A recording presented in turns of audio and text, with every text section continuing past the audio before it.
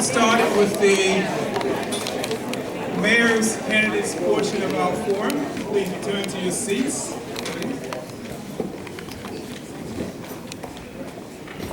Do we have enough seats for all of the candidates? Everyone has a seat?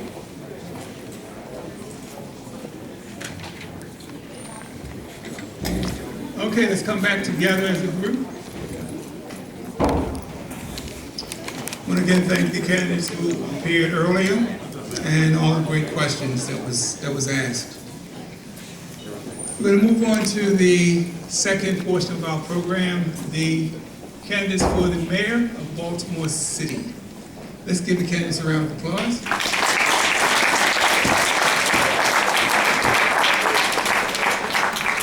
And we're going to have the same format as we had before. We're going to ask the candidates to come up to the microphone after being called and give a 3-minute presentation. Sandy is the keeper, so if she indicates that your time is running short, then please respond to that. And then after everyone speaks, then we have a Q&A. And we ask that, of course, those are questions and not speeches. So with that, we're going to ask the first candidate to come up. That would be Valerie Cunningham. Valerie Cunningham.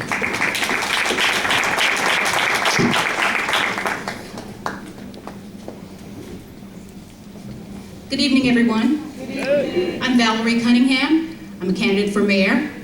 I am a retired federal law enforcement officer, having worked with the Department of Justice and the Federal Bureau of Prisons, as well as the federal judiciary here in Baltimore City.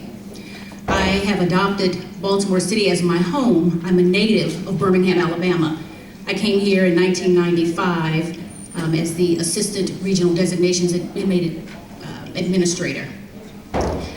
It pains me to see people in Baltimore City being victimized by crime. I know that there is a lot of talent. There are good people in Baltimore City, but we have fallen prey to lawlessness. And some of that has to do with the fact that we have not had leadership leading by example. I submit to you that I understand integrity. I understand the need to motivate people in order to get us moving forward. And I would ask for your vote and your support for Mayor of Baltimore City. Thank you.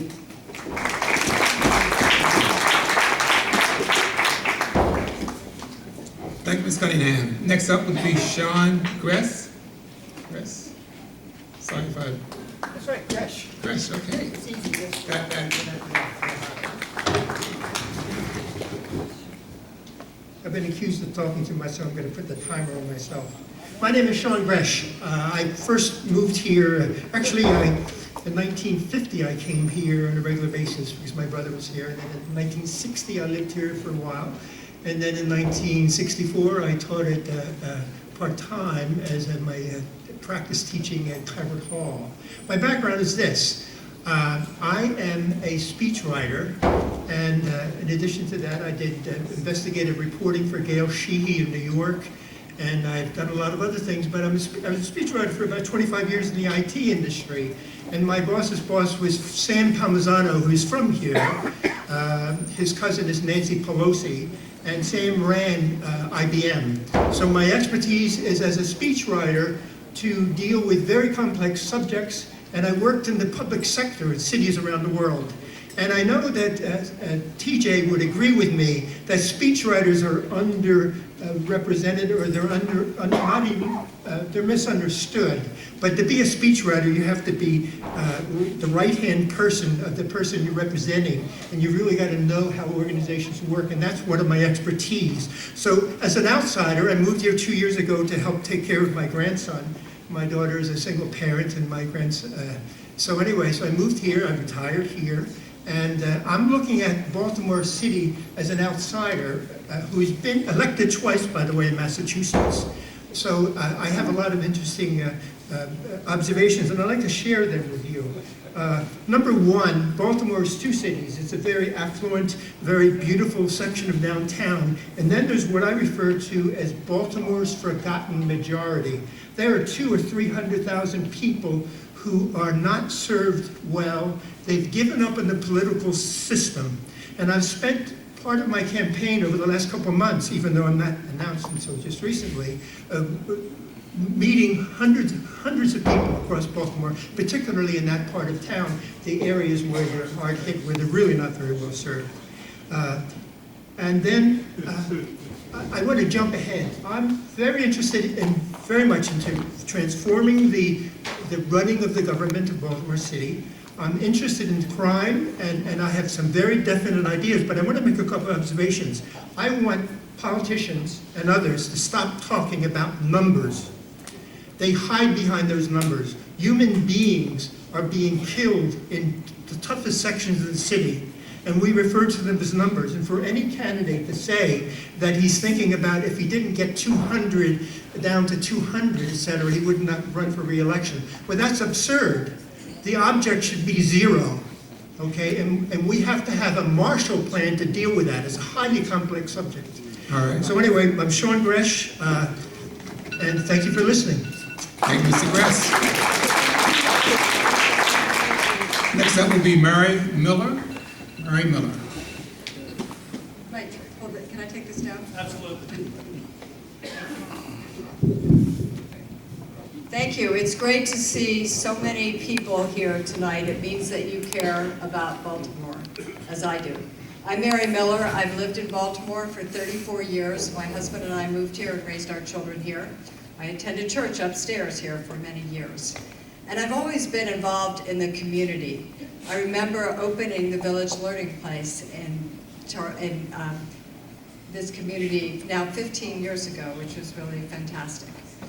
I did not expect to find myself running for public office, but 10 years ago, President Obama nominated me to one of the top jobs at the U.S. Treasury, and I went to Washington to work on some of our country's most difficult problems with economic recovery. And I did some big things there, managing our national debt, and I also did some very personal things. I remember sitting at a folding table in Las Vegas with family after family who could not refinance their mortgages after the financial crisis. My time in the Obama administration inspired me for public service, and I came back to Baltimore determined to make a difference in this city. So for the last few years, I've been building a small business lending platform that is making loans to minorities and women-led companies in Baltimore to help create jobs in some of our most disinvested areas. I've also been involved with our new Neighborhood Impact Investment Fund, where we're putting capital again into disinvested areas of the city. I could cite a number of those examples, including the new community kitchen down at Paul's Place. But my work in these neighborhoods and in these communities has shown me what the scourge of violence means in Baltimore. As mayor, the first thing I would do would be to get behind our police commissioner and give him the support and resources he needs to execute on proven strategies to reduce crime in our city. Secondly, I would work on restoring trust in our community by executing the consent decree as swiftly as possible. That is the blueprint for making community policing relations better in Baltimore. But the thing that distinguishes me, I think, from the other candidates is that I do not believe we can solve the crime problem unless we solve the opportunity problem in this city. Baltimore ranks at the bottom of large cities in terms of giving our citizens mobility to move up from poverty. We have got to attack that opportunity problem in Baltimore if we are going to help Baltimore citizens thrive. So I'm Mary Miller, and I'm running for mayor because I want transformational change in the leadership of Baltimore. Thank you.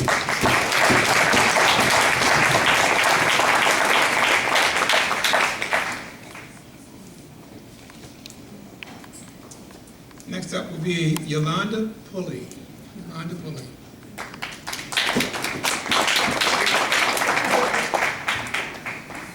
Hello, good people.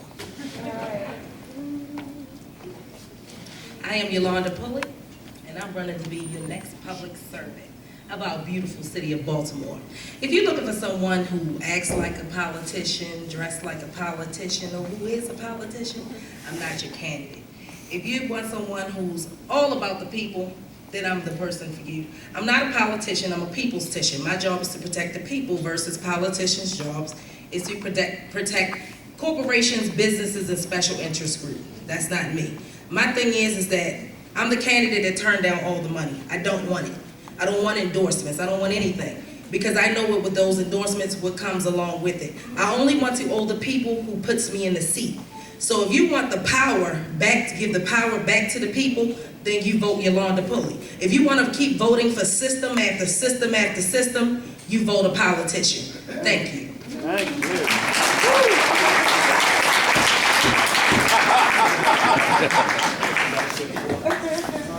Thank you, Ms. Pulley. Next one up is Brandon Scott. Brandon Scott.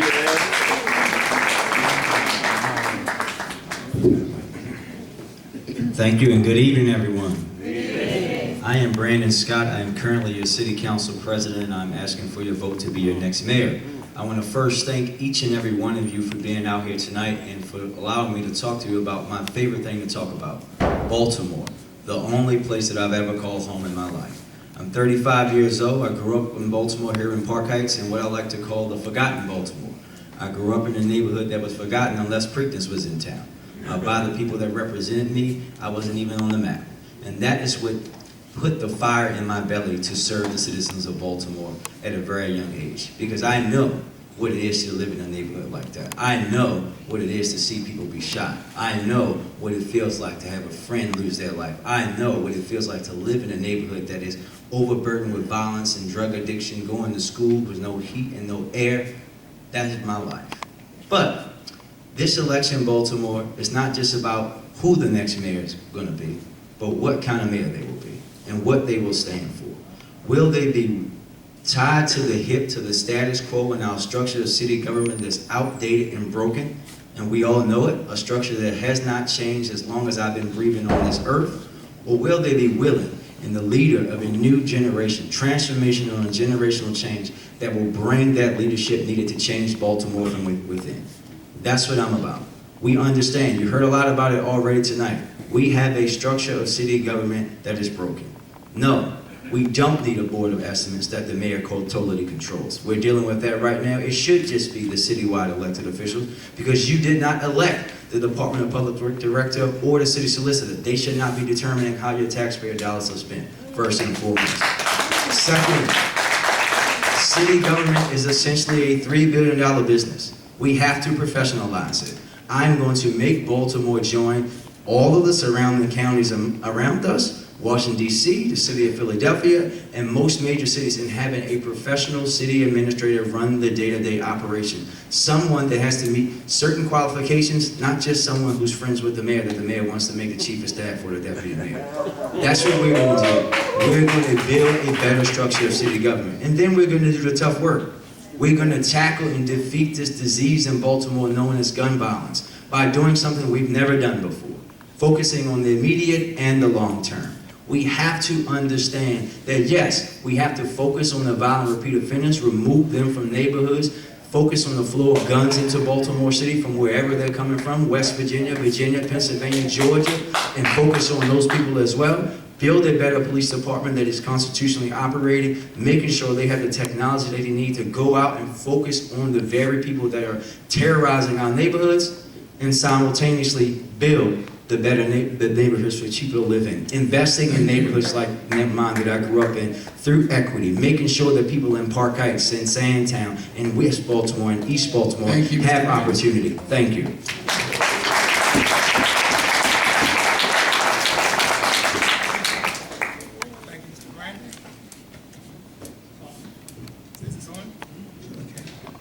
All right, next up will be Catalina Bird.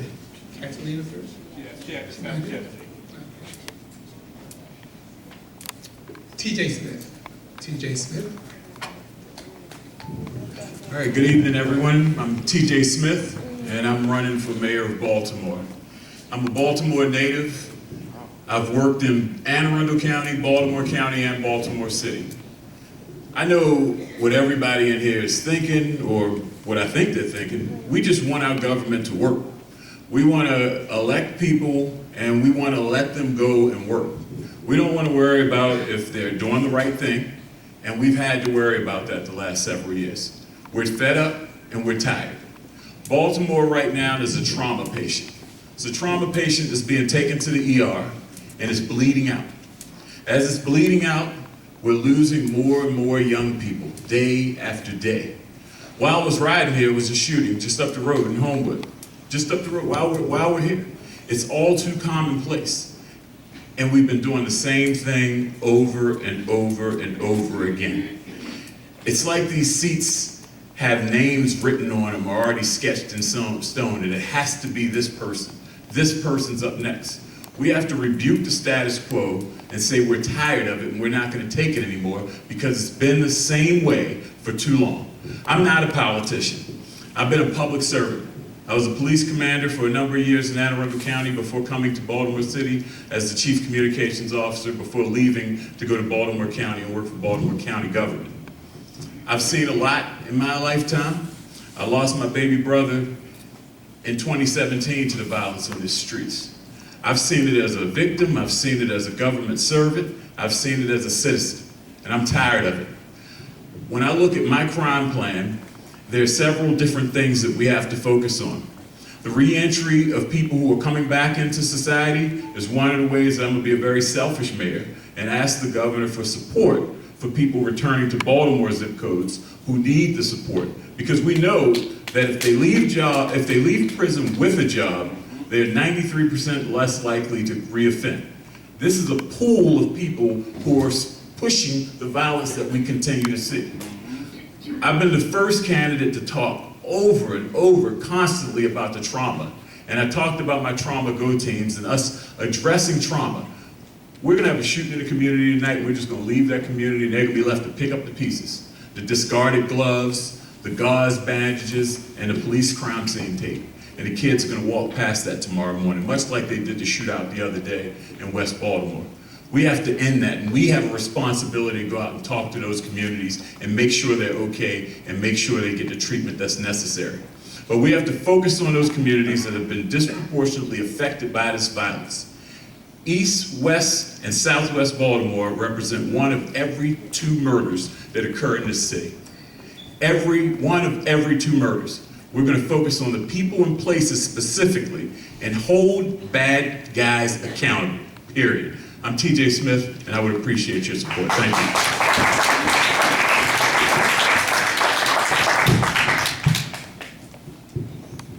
Thank you, Mr. Smith. Next up is Ricky Vaughn. Ricky Vaughn.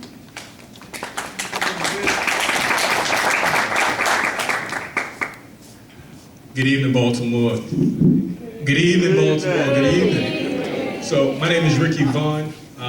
Thank you for having us here tonight. You know, I'm honored to be on sitting next to so many talented individuals. So who is Ricky Vaughn? I always tell folks I'm a true product of Baltimore, born and raised in East Baltimore, moved to West Baltimore when I got a little older, and now my wife and our 3-year-old, which a lot of you know, we live in the Guilford Association. Now, 3-year-old, make sure you know we live in the Guilford Association, outside all the time, messing up everything. You know, I was a high school dropout. A little bit about me, I was a high school dropout. Dropped out of high school in the 9th grade, went back, got my GED, a proud alumni of Hampton University, magna cum laude. Decided to go on to my MBA, completed my MBA a couple of years ago. In June of this year, I'll be Dr. Ricky Vaughn with my PhD in Public Policy and Administration. I was that homeless individual for 2 years. I was a teen homeless person. Came from a household of a mom and dad, but still thought I knew everything, wanted to grow up so fast. So I was that teen that wanted my mom, you know, I tested my mom. She said, if you think you know everything, go out and be on your own. I called her bluff.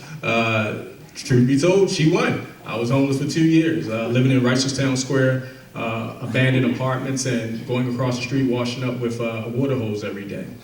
I was that minimum wage worker at McDonald's, so I understand, you know, waking up at 4 o'clock making biscuits. Some of you probably still eat some of them biscuits early in the morning on your way to work. So started at minimum wage, worked my way up to a store manager, eventually became a vice president, and then I said, you know what, I want to be an owner. They said, nope, you don't have what it takes to be an owner.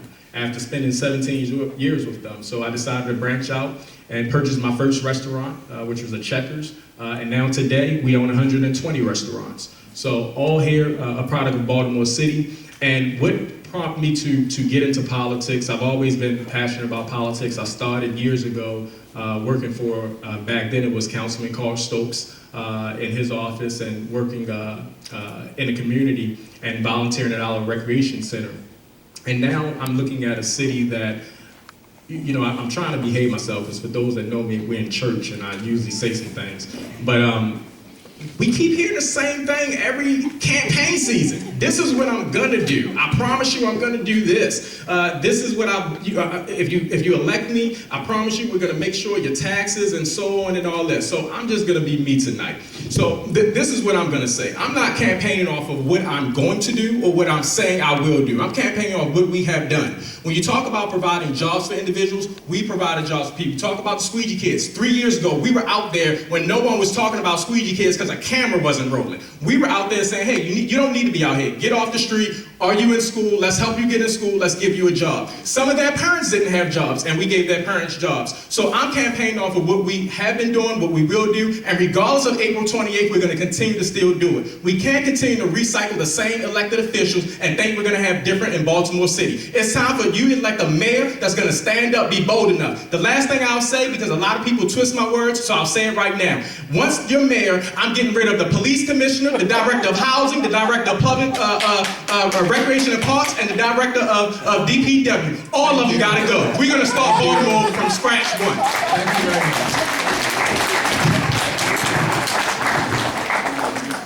All right, thank you, Mr. Vaughn. Next up is Thiru Vignaraja. Thiru Vignaraja.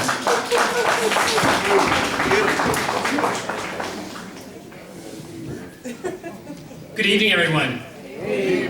My name is Thiru Vignaraja, and I'm running to be your next mayor. The fate of my family has been tied to the future of Baltimore from before I was born. It was 1970 when my mother first crossed an ocean and taught math at Poly High School. She went back, she got married, she had me and my sister. The next time we returned, circumstances were very different. We were fleeing a civil war that would claim tens of thousands of lives. We were refugees that started in a basement in the Bronx, my father working in a factory, my mother calling the teachers at Poly to try to get her and my father jobs. Baltimore gave us a chance. My mom, who started at Poly, finished her career many years later teaching at Morgan State. She went back and got her PhD when she was 62 years old. My father was a high school educator his whole career. Taught at Edmondson, then Douglas, then Southern, then Western. When he retired, he was the oldest teacher teaching in the state of Maryland. He was 80 years old. He's 83 now. He does not look 83. He does not act 83. He doesn't like me telling people he's 83. But that's the tradition in which I was raised. It was a tradition of hard work, of public service, of gratitude, of not taking anything for granted. And we tried very hard to earn the blessings we had been given. We went to public schools ourselves, Edmondson Heights Elementary, Johnny Cake Middle, Woodlawn High School, and then I got a chance to do some things that not enough kids in Baltimore get a chance to do. I went to Yale for college. I was at Harvard for law school. I was president of the Harvard Law Review before Barack Obama made it cool. And then I returned to Baltimore and devoted myself to public service. I was a federal prosecutor, I was a city prosecutor where I ran major investigations, and then I was deputy attorney general for the state of Maryland. I'm running to be mayor because I know how much promise this city has just waiting to be unleashed. And leadership is the kindling that has to be lit to change everything. We have pledged to cut murders below 200 without mass incarceration, without zero tolerance, without cash bail, without mandatory minimums, instead with the just strategies that we have done before, with specific things that actually have worked in Baltimore and in other cities across the country. I've pledged to guarantee universal pre-K for every 3- and 4-year-old in Baltimore City, free college for every graduate of a Baltimore City public high school and any institution in the state of Maryland. And doing this without raising taxes, in fact, while lowering taxes to the lowest rates they have been in 40 years, cutting them in half over the course of 10 years. And I believe that we can stimulate our economy to grow industries that are inclusive for jobs, not just for PhD students at Hopkins, but for returning citizens to Baltimore as well. I believe we can do this because we've done it already. It wasn't that long ago that we had murders below 200. It was 2011. It feels like it was forever ago, but it was not that long ago. Thank you. And my optimism is rooted in the life that I've lived and the record I have achieved. Thank you guys so much for your time. Thank you very much.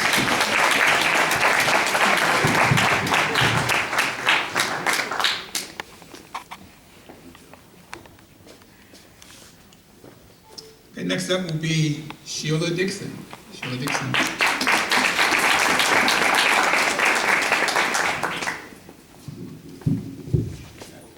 Good evening, and thank you for this event, and the turnout is phenomenal. I'm Sheila Dixon, and even though some people talk about recycling, people there in public office, and they're gonna do this, and we can do this, I reduced crime in this city to the lowest that it was in 30 years. I was able to 14% reduce non-fatal shootings in this city. We created the gun registry that was tracking individuals who had illegal guns, but we not only tracked them and reported what they were doing, we went to visit them and said, what are you doing? What do you need to be doing? We brought services to them. People ask, why are you getting back into this? You had to leave office. I know I did. And I look back at where I would be today and what the city would look like. And all I know is I prayed to God, I went to my family, and I asked the citizens of Baltimore if they can forgive. I believe in redemption. I also believe that we have an opportunity to make a difference in this city. We can judge each other. We can be divided, black and white. There are candidates here who have not shown up in the black community at candidate forums that are here today. We have to be out in every community. And believe me, my life is an open book. My daughter said, Ma, you sure you want to do this? My son said, Ma, go for it. My daughter's a New Yorker now. She went to school, stayed in New York. My son is here going to Morgan. But I also know how to run city government and have real results. We not only clean the city up, and now the mayor, current mayor, is talking about cleaning the city up, but we were able to make a difference. We were able to green the city up, and we were able to provide quality service to the citizen. And all the polls that individuals have done, as well as organizations have done, the #1 issue is crime. We are releasing our plan tomorrow. You will hear about going after the most violent offenders, because we can't lock our way out of this. But we have to take a holistic approach. I want to just tell you a brief story in my couple minutes, because it happened yesterday. We were over in the 13th district canvassing, and we were talking to the gentlemen who are part of Safe Streets, and I created Safe Streets, and these were individuals that were part of the gang or part of hanging out in the corner and committing some of the crimes. And the reason why we created Safe Streets was in order for them to talk to those individuals who were